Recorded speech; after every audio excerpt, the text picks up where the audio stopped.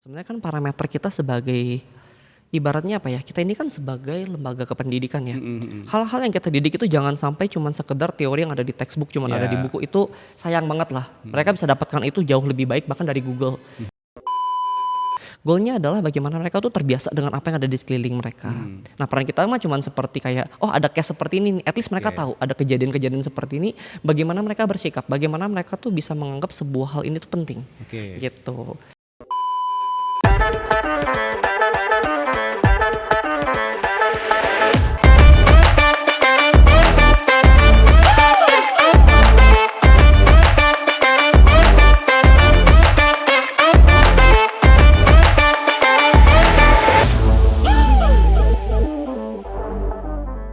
Halo Penaburs Bandung, jumpa lagi di obrolan seru bersama podcast Inspiratif bareng BPK Penabur Bandung. Kali ini kita kedatangan seorang guru di sini. Halo. Iya, dengan siapa ini Pak? Mr. Adi. Dengan Mr. siapa Adi. nih? Saya Rizdo. Manggilnya? Saya boleh dipanggil apa ya? Pak Bro. Kalau anak-anaknya yang kalau sama anak-anak manggilnya biasanya kakak. Kakak ya, kita kakak. Boleh. Tapi Aku kalau juga dipanggil kakak aja. Oke, Kak Adi di sini sudah Adi. Dengan Kak Rizdo di sini. Ya, gitu ya. Ini dia guru di mana nih? Guru di BPK Penabur Kota Baru Parayangan. Oke, mata pelajaran yang diajarkan adalah IPS saat ini. IPS ya. Social gitu. Studies. Ini pelajaran yang apa ya? Boleh dibilang merangkum banyak hal ya kalau di SMP ya. Kan geografisnya masih iya, satuan, apanya lagi sejarah iya gitu ya. Ekonomi, sosiologi. Iya, wah. Betul. Digabung. Jadi itu sih kayaknya di SMP ya, berarti ditekaninnya masih mencoba untuk mengenalkan secara umum ya, ilmu sosial seperti itu. Seru nggak kalau tadi ngajarnya? Sudut pandang ngajar nih, seru saya mah. Oh. Menikmati kan. Kenapa enjoy ngajar IPS? IPS karena sebenarnya kan itu sesuatu hal yang terjadi di sekeliling kita ya. Bener nggak sih? Maksudnya setiap subjek dari IPS itu sendiri ya tadi Kak Rizdo ya.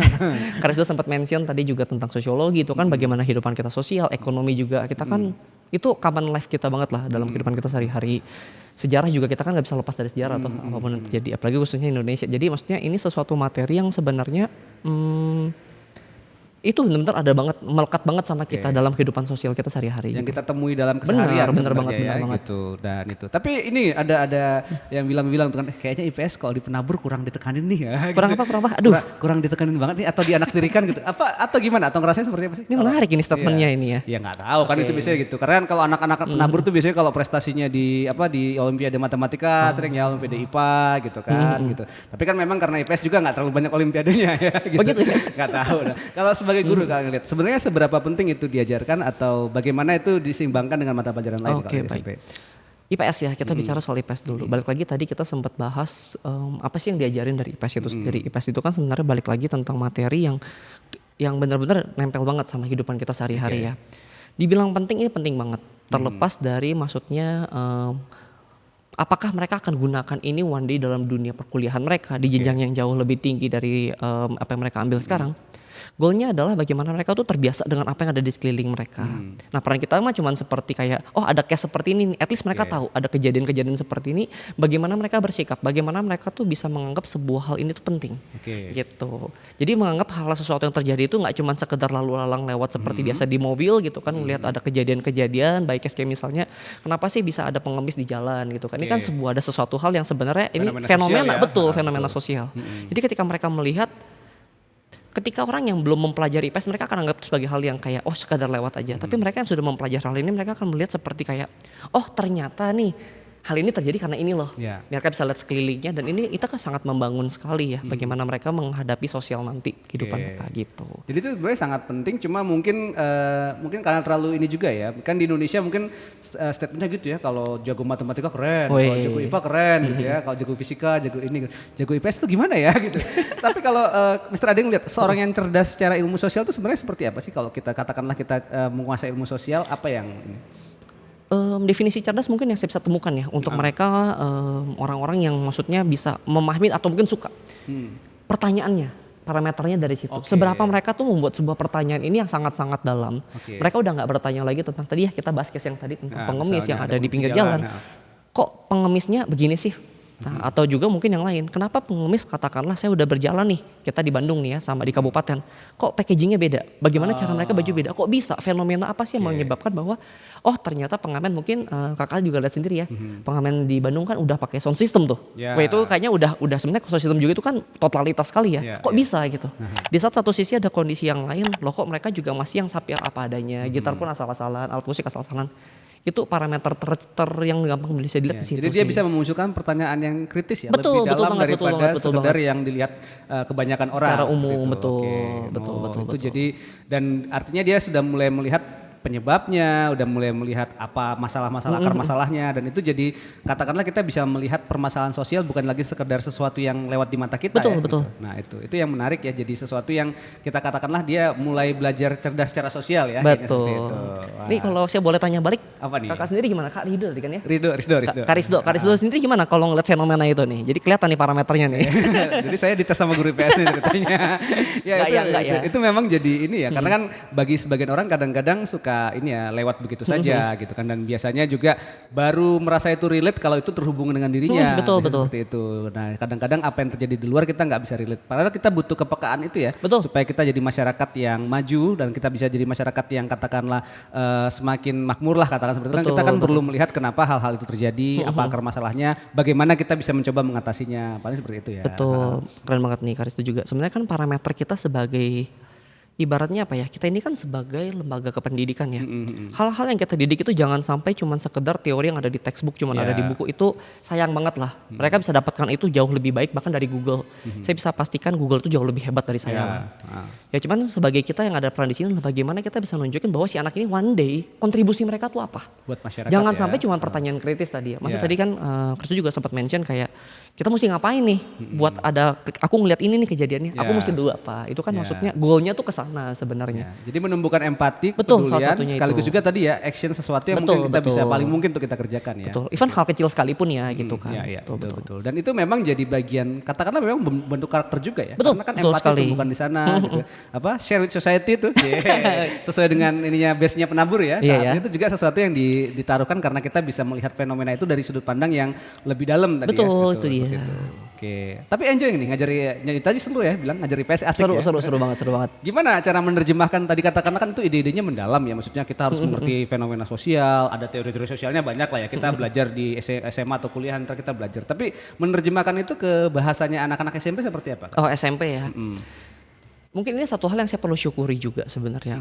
Salah satu yang boleh saya sambil curhatin ya, sudut pandang guru tuh kan sebenarnya mentranslate satu bahasa yang sebenarnya kita ingin tuju, karena anak-anak itu kan tantangan banget. Bersyukurnya adalah gini, anak-anak kami di sini yang di SMP KBP khususnya ya, kritis sebenarnya pola pikirnya. Mereka sudah terbiasa dengan melihat, tapi tidak mempertanyakan. Melihat itu sudah biasa. Fenomena ini sudah sangat dekat yang tadi kata. Jadi mereka sudah terekspos dengan udah terekspos mas sudah sangat melihat gitu, sangat detail bahkan.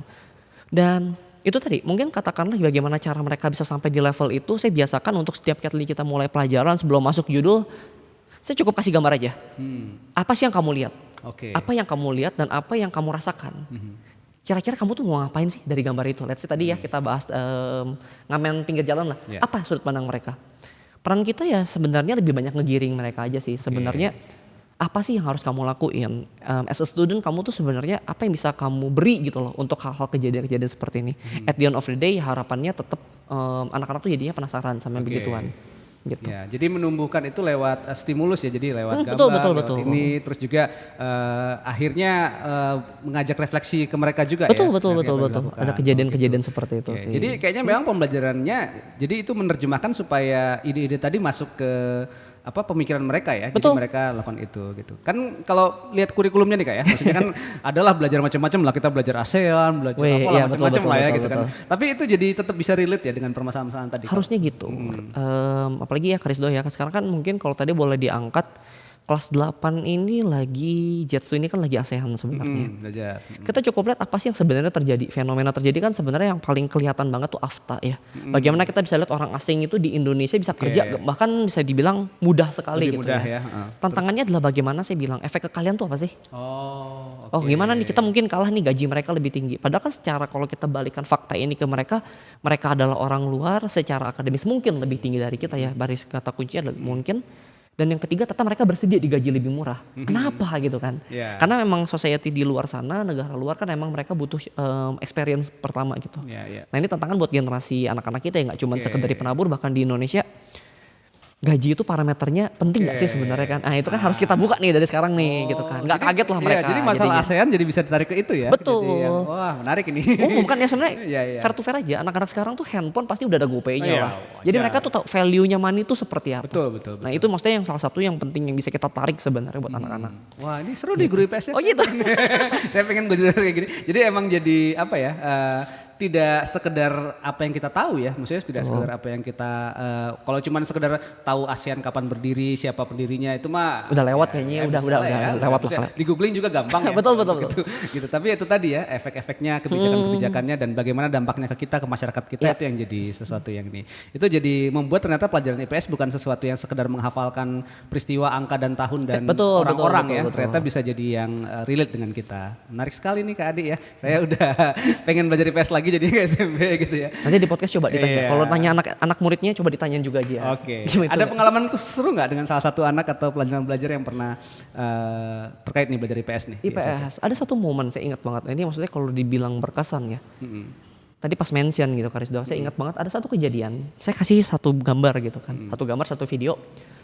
Jujur materinya saya lupa sebenarnya tentang apa. Itu kejadiannya tahun lalu, apalagi ini tentang waktu di masa-masa pandemi. Oke.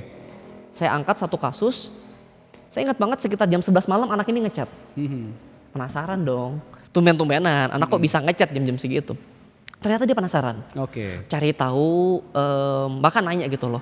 Mister boleh nggak call? Seneng lah saya kan, emang saya suka tipenya ngobrol lah. Kenapa yuk kita ngobrol lah. Dan dia bahas gitu loh. Mister hari ini aku lihat ini gitu kan kasusnya. Kok aku perasaannya begini ya? Nah berarti maksudnya empatinya udah dapat nih. Betul. Jadi kan kita lihat parameternya dulu ya. Sampai malam kita bahas dan emang ini salah satu tugas project yang sebenarnya dikumpulnya tuh pun masih lama. Bahkan besok paginya pun saya masih bisa ketemu dia sebenarnya kan. Tapi dia karena penasaran itu loh. Dan buat saya itu satu momen yang menarik ya.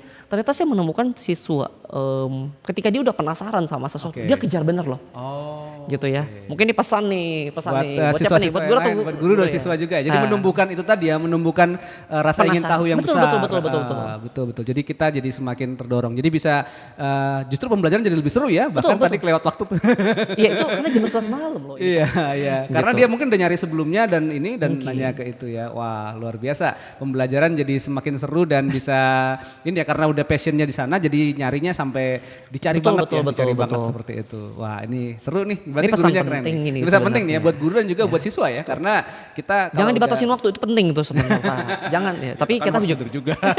Butuh tidur bener sih satu sisi betul. Tapi itu tadi ya kita bisa menumbuhkan rasa itu dan stimulus sehingga akhirnya siswa jadi mencari sendiri dan memang penasaran dengan betul, itu. Betul.